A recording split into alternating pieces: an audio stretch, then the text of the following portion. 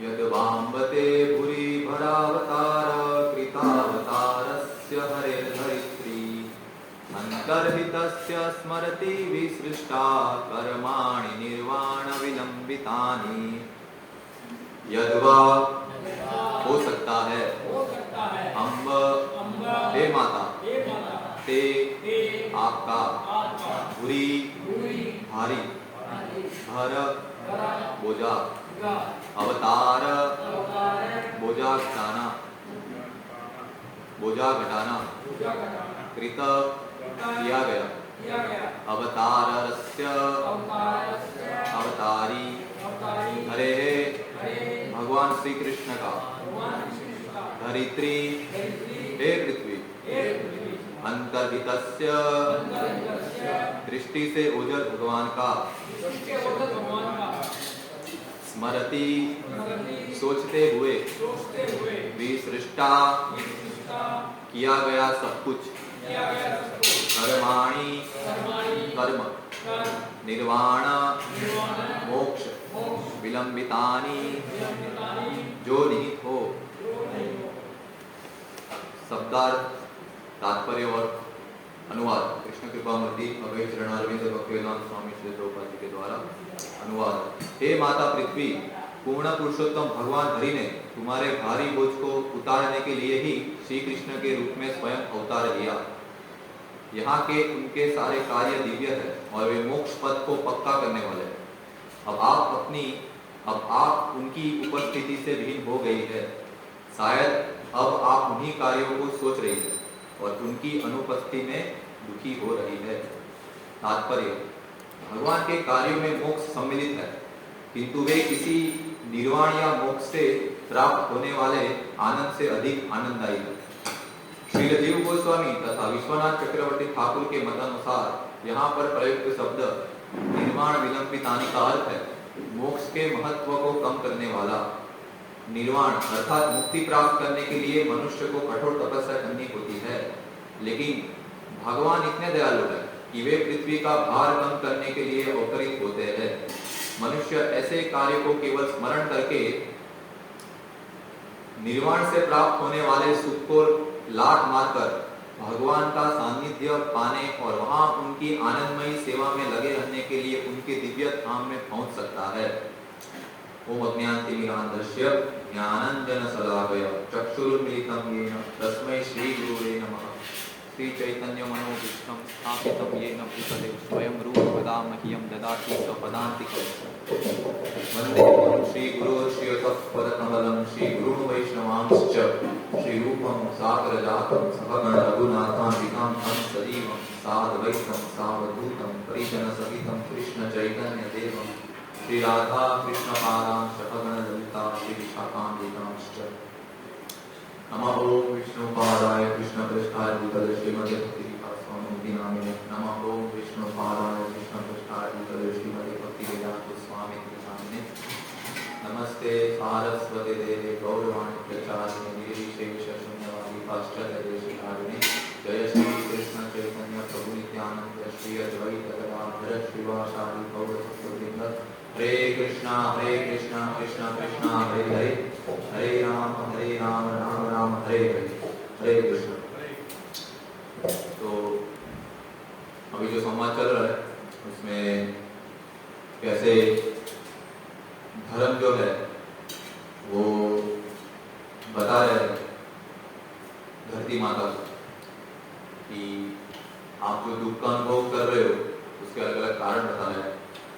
तो कल की कक्षा में बात हुई कैसे जो क्षत्रिय वर्ग है, जो राजा है, वो कैसे मलिन हो गए अपनी स्थिति में और उसका परिणाम क्या हो रहा है और क्या होने वाला है।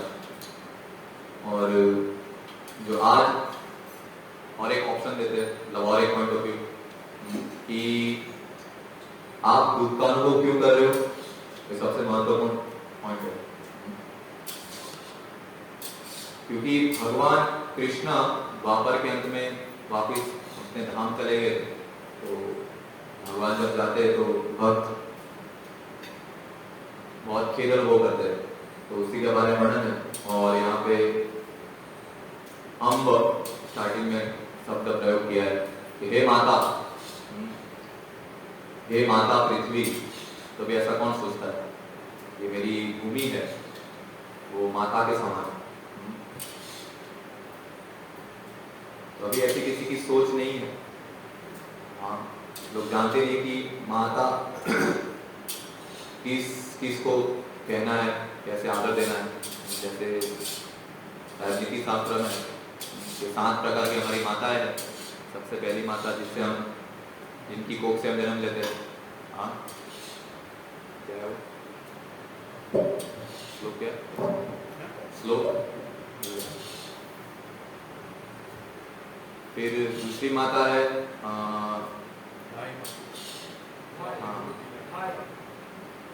पहली माता वो है, हाँ 2 माता।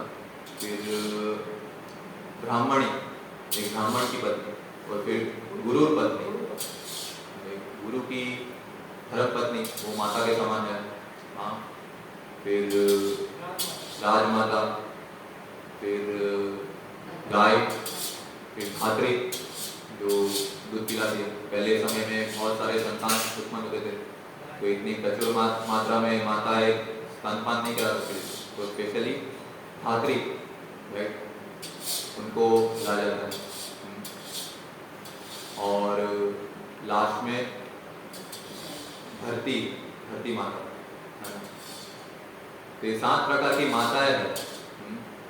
और पहले ये नॉलेज सबको दिया जाता था बचपन से, तो सभी लोग खुद की धर्म पत्नी के अलावा सभी स्त्री को माता के रूप में संबोधित करते, और ऐसा समझ रहे थे वो लोग, सिर्फ संबोधित नहीं कर रहे थे।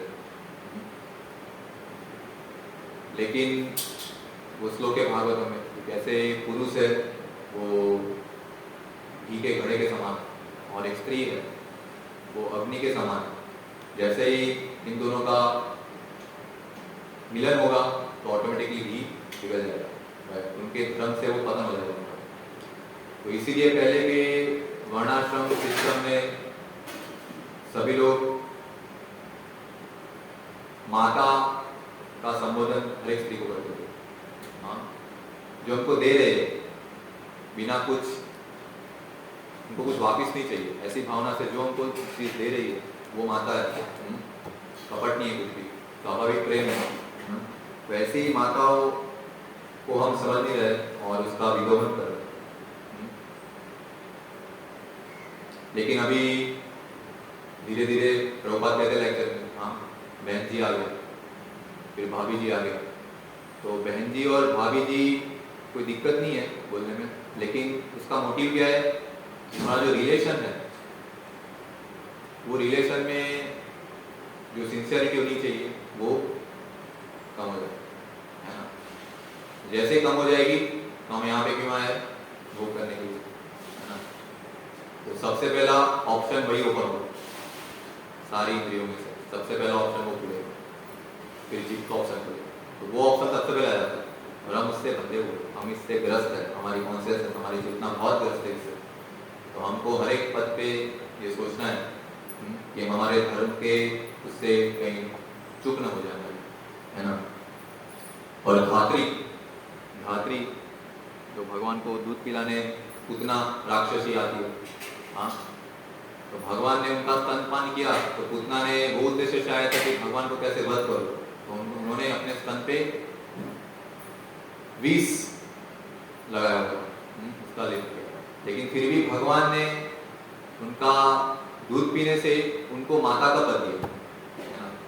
तो भगवान जब भी धरातल पर होते हैं या फिर उनके विषय में श्रवण करते हैं या उनकी लीलाएं सुनते हैं, तो भले वो असुर हो, भले वो भगवान से द्वेषी हो, लेकिन जैसे ही वो सुनेगा, वो नहीं चाहता होगा, लेकिन फिर भी वो भगवान की शक्ति से प्रभावित हो जाएगा, वो शुद्ध हो जाएगा, है ना। तो ये बहुत महत्व है कि हम बारंबार भगवान का स्मरण करें। और भगवान यहाँ पे प्रभुपाद तात्पर्य में लिख रहे हैं ना, कि वो अधिक आनंद देने वाली है। जो हम सोच रहे हैं कि हमको वास्तव में आनंद देगा, वो वास्तविक आनंद नहीं है। वास्तविक आनंद है कि भगवान के विषय में श्रवण करना, उनकी लीलाएं के विषय में श्रवण करना, है ना। तो ये भगवान ने उनको ऐसी स्थिति दी घुटना को, है ना। और जब भी कोई श्रवण करता है भगवान के विषय में ना चाहते हुए भी, तो उसको अज्ञान सुकृति मिलती है। इसलिए हम हरिनाम करते हैं, पुस्तक वितरण करते हैं, ताकि अनजाने में जाने में उसको सुकृति मिले, भले उसकी इच्छा नहीं हो, है ना। वैसा मतलब नहीं है कि हमको हमारे मन के हिसाब से भगवान की सेवा करनी है। हमको जो भगवान ने रूल्स रेगुलेशन दिए उसके हिसाब से अगर हम पालन करेंगे तो स्वाभाविक रूप से जो फल हमको मिलने वाला है, फल क्या है? निर्वाण, निर्वाण, ये भौतिक जगत से बाहर निकलना है ना, तो प्राप्त होगा। तो उसके लिए हमको बहुत स्ट्रिक्टली ये रूल्स रेगुलेशन फॉलो करने हैं। भगवान भी भगवद गीता में कहते हैं, है ना, कौन सा श्लोक? राग द्वेष उन्मुक्तेस्तु विषय इंद्रियश्चरन् आत्मैव विधेयात्मा प्रसादम अधिगच्छति। कि हम अगर इससे दूर होना चाहते हैं तो विषय और हमारी इंद्रिय विषय और विषय वस्तु, वो दोनों का हमको मिलन नहीं करना देना कैसे भी, है ना। लेकिन हमारा माइंड क्या है? उस तरफ, वो सामने की पार्टी में चल जाता है और हमको बोलते हैं आ जाओ उस पर, कोई दिक्कत नहीं है, मैग्नेट की तरह काम करता है ना। तो हमको बहुत कड़काई से नियम पालन करें, तब जाके हमको प्रसादम अधिगच्छति, जो भगवान की कृपा है, भक्तों की कृपा है, वो वास्तव में मिलेगी हमको। जब हम उनके पथ अनुसार, उनके अंडर में, उनके कहने के हिसाब से, उनका मूड क्या है सेवा में गुरु के प्रति, वो समझकर अगर उनकी सेवा करेंगे तो हम वास्तव में प्रसाद के लिए एलिजिबल होंगे, राइट, है ना। तो फिर भी अगर भक्त वो लेवल पे नहीं है, हाँ, ऐसे हमारी स्थिति है, तो मैं भी, मतलब हम सब खास करके जब हम सेवा करते हैं तो हमारी इंद्रिय भोग करने की इच्छा होती है सूक्ष्म रूप से, है ना। लेकिन फिर भी अगर हम भगवान के निर्देश अनुसार अगर कोई कार्य करते हैं तो भगवान हमको संभाल करते हैं। जैसे प्रभुपाद उदाहरण देते हैं कि कैसे एक बिल्ली है, वो चूहे को अगर मुख में रखती है और बिल्ली अपने बच्चे को मुख में रखती है, दोनों में अंतर है। तो वैसे ही अभी हम भले हमारी सूक्ष्म रूप से भोग करने की इच्छा है, लेकिन वो भगवान के आदेश अनुसार हम कर रहे कोई भी कार्य का, तो हम धीरे धीरे उसको शुद्ध हो गए और हमारी वास्तविक स्थिति में स्थित हो गए, है ना। तो ये अज्ञात सुकृति है, वो बहुत महत्वपूर्ण है ना। वो अज्ञात सुकृति के कारण एक जीव करोड़ जन्म के बाद वास्तव में वो जानने के लिए कैपेबल होगा कि वह भगवान कौन है, मैं यहाँ क्यों आया, मेरे को जो सुख चाहिए वो वास्तव में विषय वस्तु को भोग करने में नहीं है ना। ये कब समझेंगे? जब उसको वो 1 रुपये डालता रहेगा बैंक में, तब जाके उसका बहुत बड़ा बैलेंस हो जाएगा और उसका काम बन जाएगा जो भी उसको करना है। तो वैसे ही हाँ, अगर हम रेगुलर बेस में श्रवण कीर्तन करेंगे अच्छे से तो हम उतने कैपेबल हो जाएंगे, कृत पुण्य पुंज, है ना, कि हम वहां जाने के लिए सक्षम हो जाएंगे। कृतज्ञ, हाँ, ढेर का ढेर पुण्य चाहिए हमको, लेकिन अभी उसके बाद ढेर का एक पाप है हमारे पास, है ना। तो उसको हटा के हमको पुण्य अर्जित करना है, तो उसके लिए बारंबार श्रवण कीर्तन करना है, रोज भागवत, हाँ, अच्छे से। जैसे प्रभु ने बताया कि कोई भी वक्ता हो, भले वो नया हो भक्ति को, उसका प्रिंसिपल सिद्धांत को समझ नहीं रहा हो, लेकिन वो जो कुछ भी बोल रहा है वो शास्त्र के अनुसार बोल रहा है। और जब हम सिंसियरिटी से उनका श्रवण करेंगे तो ऑब्वियसली हम शुद्ध हो गए उसको समझने के लिए, हाँ, उसको इम्प्लीमेंट कर सकते हैं हमारे जीवन में। तो यहाँ धर्म वेद के रूप में माता को कह रहे हैं, हाँ, कि आपका दुख का कारण क्या है? कि भगवान यहाँ से चले गए। तो भगवान यहाँ क्यों अवतरित होते हैं? भगवद गीता में भगवान कह रहे परित्राणाय साधूनां विनाशाय च दुष्कृतां धर्म संस्थापनार्थाय। तो भगवान के आने के 2 प्रमुख कारण है, प्रमुख एक ही प्रमुख है, दूसरा तो अपने आप हो जाता है काल के प्रभाव से। कि परित्राणाय साधूनां, कि भक्तों के उद्धार के लिए मैं आता हूँ, है ना, और दुष्टों का विनाश करने के लिए। तो अभी तो बहुत जैसे बता रहे कलयुग का क्या लक्षण है, तो अभी तो हम दिख रहा है कि बहुत सारा अधर्म फैला हुआ है, तो अभी भगवान क्यों नहीं आ रहे, है ना। तो भगवान आ रहे, भगवान नाम रूप में, पापी तापी गतिशीलो हरि नाम उद्धारी तारा साक्षी जगाई मदाई, कि जगाई मदाई जो कि ये कलयुग के लीडर थे, सारी चीजें करते थे वो अवैध रूप से, जो व्यक्ति को नहीं करने चाहिए। तो सारी चीज करने के बाद भी चैतन्य महाप्रभु ने दिखाया कि कैसे उनको उद्धार करना है ना। तो भगवान है, लेकिन हमको पता होना चाहिए कि इस रूप में उसका प्रोसेस, उसका मैकेनिक्स क्या है, वो सही प्रोसेस है कि नहीं है, तब जाके हमको कुछ मिलेगा। और जो भी रेडी है, जैसे प्रोग्राम कर रहे, कोई आता नहीं है, हम लोग ही दिक्कत होता है। लेकिन अगर 2-3 के बच्चे आ गए और वो सीरियस है तो उसको फल मिल जाएगा, है ना। तो हमको ये समझना है सिद्धांत, हमको प्रयास करने वाला, भले कोई नहीं है फिर भी हमको अकेले दिक्कत है, संकल्प दी। तो उद्देश्य क्या था उनका कि हमारी रक्षा कौन करेगा, जब भगवान यहाँ पे नहीं होगा तो हमारी रक्षा कैसे होगी, है ना। तो भक्तों के लिए सेंटर पॉइंट होता है भगवान और भगवान की लीला है। जब वो चला जाता है तो रूखा सूखा हो जाता है, जो जमीन है वो बंजर हो जाती है, उसमें कुछ नहीं होता, है ना।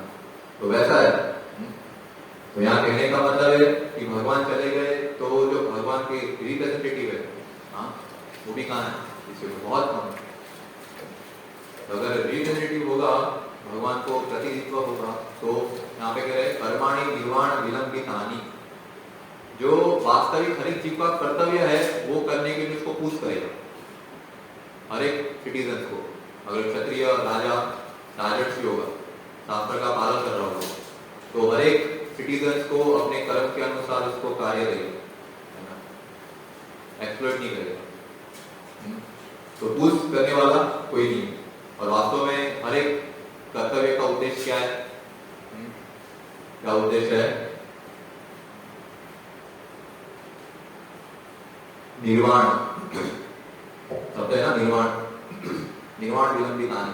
निर्वाण यानी हमारी सारी जितनी भी भौतिक कष्ट है उसको स्टॉप करना, उसको बंद करना, नहीं चाहिए।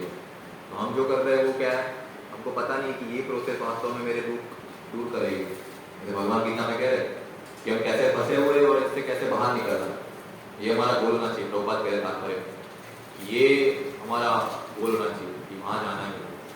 हाँ, तो भगवान कह रहे ये जगत कैसा है, उद्भव अश्वत्थम प्राहुलभ्य छंदांसी अस्य पर्णानि यस्तम वेद सजीवति। ये परछाई में सब कुछ दिख रहा है, फल दिख रहा है, उसके पत्ते दिख रहे हैं, डाली दिख रही है, हमको दिख रहा है, ये मिलने से मेरे को मजा है ना, लेकिन वो वास्तव में सुख नहीं देगा। तो भगवान क्या कहे बाद में, ये जो आपको रूप दिख रहा है वो वास्तविक रूप नहीं है।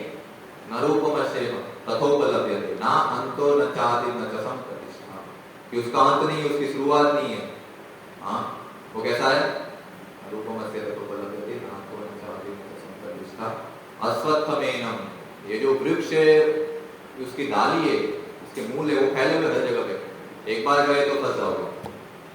हाँ, निकलने का कितना भी प्रयास करो बहुत मुश्किल। अश्वत्थमेनम सुविरूढ़ मूलम, इतना जकड़ के बैठा हुआ है कि हम चाहते हुए फिर भी हम ये मूल को निकाल नहीं सकते। जो हमारी इच्छा है वो करने की भगवान सलाह देते हैं।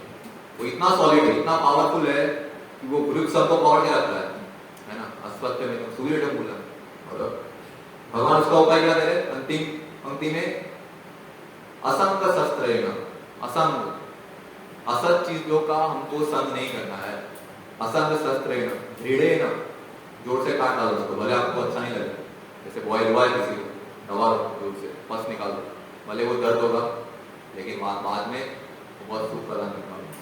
हमारी वास्तविक स्थिति में स्थित हो। तो असंग शस्त्रेण दृढ़ेन छित्वा, उसको काट के फेंक दो साइड पे, वही वास्तव में आपको सुख प्रदान करती है ना।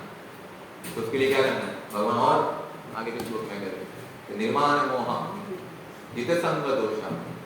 हाँ, कि मान की आशा नहीं रखनी, घृणा करके सुनी चाहिए। तो जैसे ही हम हमारे देहात्म बुद्धि में होते हैं, सबसे पहले हम अपने आप को सेंटर पे रखते हैं और सारी प्रक्रिया तब शुरू हो जाती है, ना चाहते हुए, है ना। तो ये जो डिटैचमेंट जो काटने की प्रोसेस है भगवान बता रहे हैं उसको हमको समझना है। हाँ, और फिर कहाँ जाएंगे वो अप्लाई करके वो धाम में, हाँ, जो वास्तव में चाहते हैं, है ना।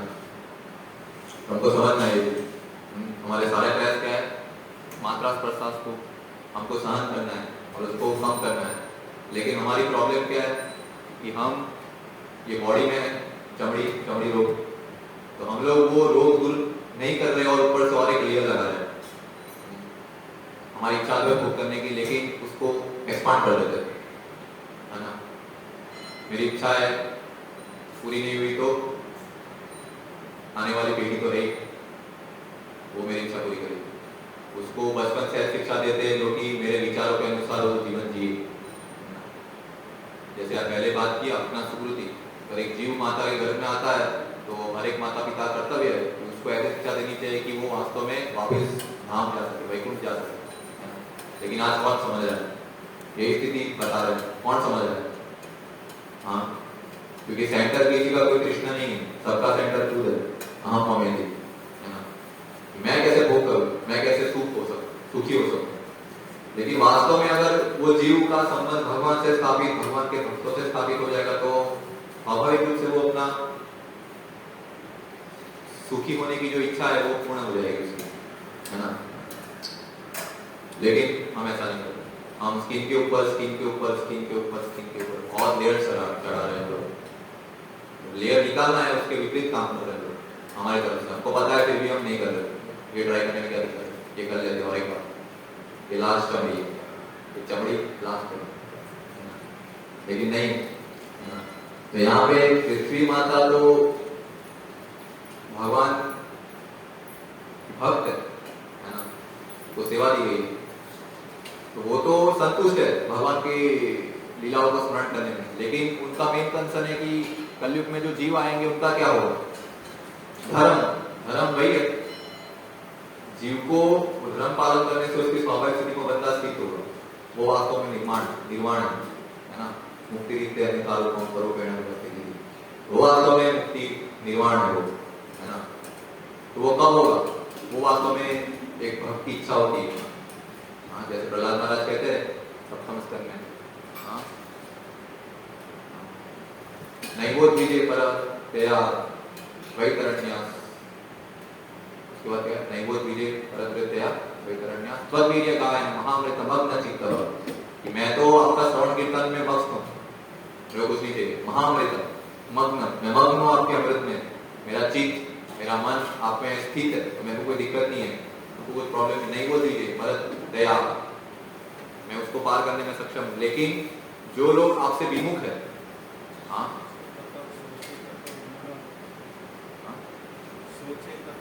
सोचे तत्व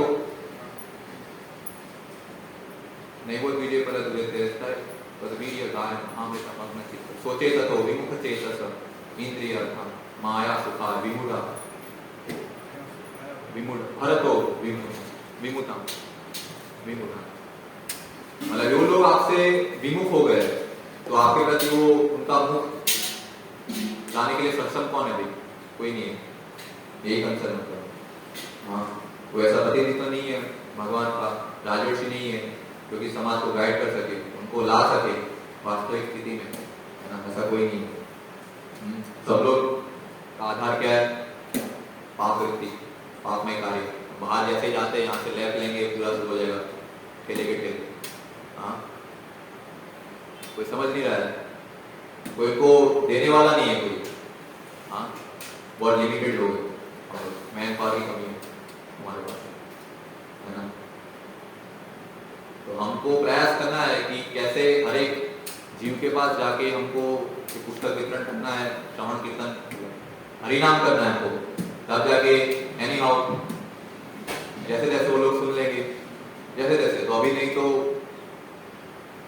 वो कहीं जाएंगे 5-6 साल बाद। जैसे हम बात कर रहे थे प्रसाद के समय प्रभु जी के साथ, कि जब हम यहाँ प्रचार करते हैं तो कोई मुंबई में जॉब करता है या पढ़ाई करता है विद्यानगर में, तब जाके हमको मिलता है तो ऑटोमेटिकली भागन हो जाएगा, अरे मैं वहां था खिचड़ी खा रहा था, हाँ प्रोग्राम में जाते थे।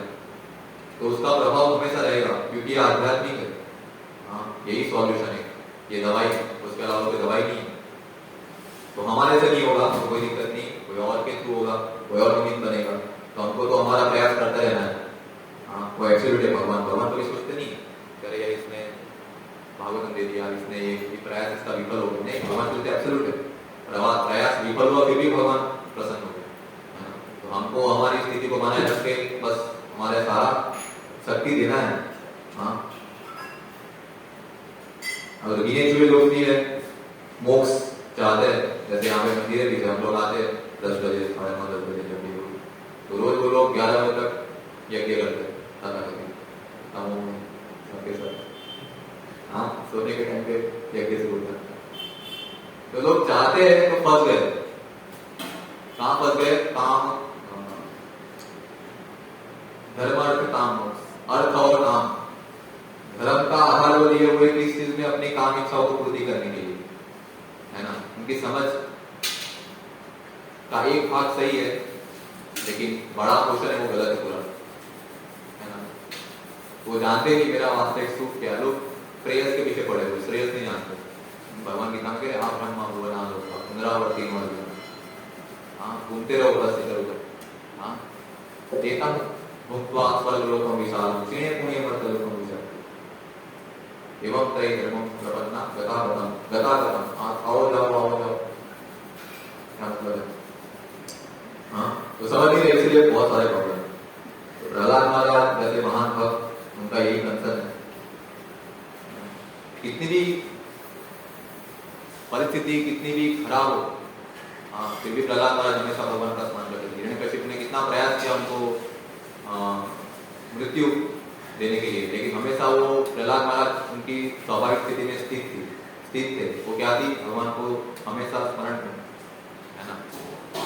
जैसे भीष्म पितामह, कितनी दुखमय स्थिति थी हम करते गए, बाण की सैर लेते थे, लेकिन वो भगवान से प्रार्थना कर रहे कि आपके खुले हुए बाल, धूल जैसी आपके मुख पे धूल लगी हुई है, खून निकल रहा है, तो कितना बढ़िया है मेरे लिए, मेरे को और कुछ नहीं चाहिए।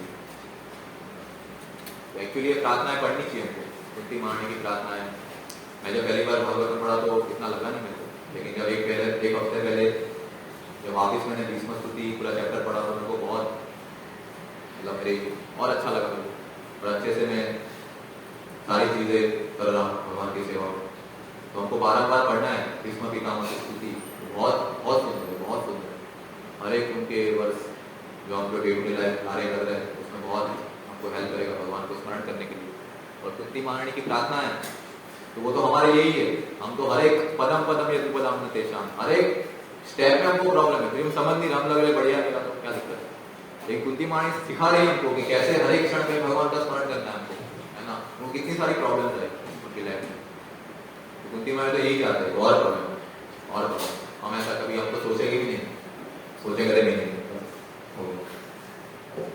तो ये समझना है हमको, उनसे सीखना है। तो सामान्य जीव के लिए गाय माता, जो भूमि माता है गाय के रूप में, वो वास्तव चिंतित है उसके लिए, सामान्य लोगों के लिए, है ना। लेकिन भक्त तो हमेशा स्थित होते आनंद में स्थिति में भगवान की लीलाओं में। और यहाँ पे वर्णन है, हाँ, निर्वाण मुक्ति प्राप्त करने के लिए मनुष्य कठोर तपस्या करनी होती है, लेकिन जो निर्वाण का बहुत से अलग अलग धर्म के लोग हैं वो गलत समझ रहे हैं।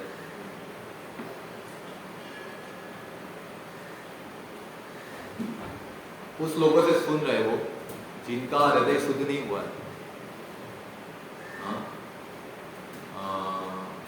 अविशुद्ध बुद्ध है, अविशुद्ध बुद्ध है, कि उनका हृदय शुद्ध नहीं हुआ है, उनसे वो श्रवण कर रहे हैं कि निर्वाण का मतलब ये है, अपना स्पेकुलेशन लगा रहे हैं, अपने हिसाब से समझने का होता है ना। भक्ति उदस्य, भक्ति उदस्य दे विभु, भगवान की जो भक्ति है विभु, उनका कर्तव्य है विभु का भजन करना, वो सोच रहे ये क्या है, ये मार्ग क्या है भक्ति योग। अभी सामने हर रविवार को हमारा सत्संग खत्म होता है तो उनका सत्संग शुरू होता है, बोली लगाते हैं जो भी तपस्वी है, एक बच्चा रोकते थे, तो मैं कह रहा ये क्या हो रहा है, मैं गया वहां देखने के लिए, तो वहां पे एक मूर्ति है उनकी जैन धर्म की, और उसी लेवल पे 4 मुनि बैठे हुए तपस्वी, और उनकी बोली लग रही है, उनकी बोली लग रही है इतने हजार, इतने लाख, इतने लाख। तो क्या मतलब आपका सब कुछ छोड़ने का? कि आपकी तपस्या का मतलब क्या है? वो नहीं कर सकते। निर्वाण का मतलब है कि उनमें लीन हो जाते हैं। जैसे सारी नदियां समुद्र में जाती है, तो हम भी चल जाएंगे उसमें, हम भी बन जाएंगे समुद्र। लेकिन नहीं, वो बात कह रहे हैं कि हम कौन है? जीव। भगवान के समुद्र के अंदर जो मछली है वो जीव है, वो पानी का मजा ले रही है इधर उधर घूमती है। तो वो वास्तविक हमारी स्थिति है। उनकी समझ ही गलत है। जैसे हम हमारे शरीर में कितना एक्टिव है, लोग तात्पर्य में लॉजिक दे रहे हैं कि एक जीव नहीं कश्चित क्षण अभी जादू तिष्ठत् कर्म कार्यते व्यवस्था कर्म, उसको करना ही पड़ेगा भाई, रुक ही नहीं सकता वो जीव, उसका नेचर ही हर एक क्षण पे कुछ ना कुछ करना। अगर वो बद्ध अवस्था में इतना कुछ प्रयास कर रहा है तो मुक्त अवस्था में भी प्रयास करेगा या थोड़ी वो बंद हो जाएगा उसकी कुछ कार्य करने से? तो सिंपल लॉजिक नहीं समझ रहे, वो देख रहे, अनुभव कर रहे, फिर भी नहीं। तो क्या होगा? उनकी प्रोसेस में क्लिष्यंती हर एक प्रॉब्लम होगी। इसलिए हम जब जाते हैं समझाने के लिए वो एक्सेप्ट नहीं कर पाते, ग्रेजुएट नहीं कर पाते। और बहुत कम जीव होते हैं जो आते भी है, वो कुछ समय बाद चले जाते हैं, क्योंकि उनका जो अंडरस्टैंडिंग है आध्यात्मिकता के विषय में, भगवान के विषय में पूरा गलत है। अगर वो प्रयास भी करेंगे ठीक है, उसको मिलेगा, लेकिन वो समझ नहीं रहा है तो बिना समझे हुए चला जाएगा वहां से, है ना? तो बहुत महत्वपूर्ण है। तो भगवान चैतन्य महाप्रभु भक्ति रूप में आते हैं और हमको सिखा रहे हैं कि हमारी स्थिति में कैसे वो हम अप्लाई करेंगे भगवान के। तो भगवान ने, महाप्रभु ने क्या कहा है? कुछ नहीं करना है, जा रहे देखो तारे का कृष्ण उपदेश, बस कृष्ण के विषय में उपदेश बातें करनी और कुछ नहीं करना। यही उपाय है, वास्तव में कोई दूसरा उपाय नहीं है ना। लेकिन हमारी श्रद्धा, हम श्रवण नहीं करें रेगुलर, हमारी श्रद्धा नहीं है, राग द्वेष क्या है वो? आत्मवश्य विधेयन आत्मवश्य, अपने आप को विधि विधानों के अंतर्गत नहीं रख रहे, हमका फल कैसे मिलेगा? तो फल प्राप्त करना है तो भगवान ने जो निर्देश दिए, जो भी आचार्य ने निर्देश दिए हमारे लिए, हमारी सीमितता के कारण, 16 माला देवी प्रभुपाद है, फिर भी वो बहुत कष्ट हो रहा है, फटाफट करने का प्रयास कर रहे हैं। उन्होंने ऐसे नहीं कि हम लोग हर एक वर्ड का सुने, उसको समझे कि भगवान साक्षात मौजूद है। मदद हो गए वो नाम चिंतामणि कृष्ण चैतन्य रस विग्रह, कि भगवान साक्षात आपके नाम में रूप में मौजूद है। तो कब होगा? जब हम ये सारी हमारी जो सेवा है, माला करना, प्रसाद लेना, कपड़े धोना, रेस्ट करना, तो सारी सेवाएं हमारी अगर ये समझ से नहीं होगी तो प्रॉब्लम ही आएगा, वो सुविधा हमको प्राप्त नहीं होगी, हमारा हृदय निर्मल नहीं होगा, हम प्रार्थना अच्छे से भगवान के पास नहीं कर पाएंगे। तो ये वास्तव में निर्वाण का मतलब है कि हमारी स्वाभाविक स्थिति में स्थित होना, वो नहीं होना। नहीं तो आर्टिफिशियली कोई बच्चा खुद का बाप बन सकता है दुनिया की काम, लेकिन वो बनेगा पॉसिबल नहीं है। खेलकूद में भी हंसेगा कोई, खेल में भी बनेगा तो क्या होता है? तो वह स्थिति हमारी, हम बाप बनना चाहते खुद का, पॉसिबल नहीं। उनको हमेशा हमको हमारे पिता के अधीन होना पड़ेगा, तब जाके हमको सब कुछ भगवान प्रदान करेंगे और उनकी सेवा करेंगे और हम जाएंगे। प्रभुपाद कह रहे आनंदमय सेवा में लगे रहने के लिए उनके दिव्य धाम में पहुंचा जा सकता है, तो हम आ जाएंगे। तो ये हमारा गोल होना चाहिए। अगर हमारा गोल फिक्स होगा तब जाके हम प्रयास कर पाएंगे। अभी पूछो किसी को भक्त के समुदाय में आपका गोल क्या है? किसी को फिक्स नहीं कि मेरा गोल ये है, मैं इनके लिए मेरा जीवन समर्पित किया हूँ। तो गोल क्लियर नहीं होगा और हमारे गोल रखेंगे, हमारी इच्छाएं रखेंगे तो प्रॉब्लम आएगी। तो हमको हमारा लक्ष्य निर्धारित करना है, तब जाके हम वो लक्ष्य प्राप्त करने के लिए अभिधेय जो दिया हुआ है वो हम कर पाएंगे अच्छे से, प्रयोजन का महत्व समझने के बाद। नहीं तो हमारा अभिधेय हमारे हिसाब से होगा तो हमको प्रसाद नहीं मिलेगा, हमको माया की कृपा मिलेगी, वो रेडी है हमेशा फ्री में देने के लिए, नहीं चाहते हुए देते, अरे दो क्या दिक्कत है, लेकिन हमको माया की कृपा नहीं देती। हरे कृष्ण। जब एक प्रश्न हो तो पूछ सकते। जय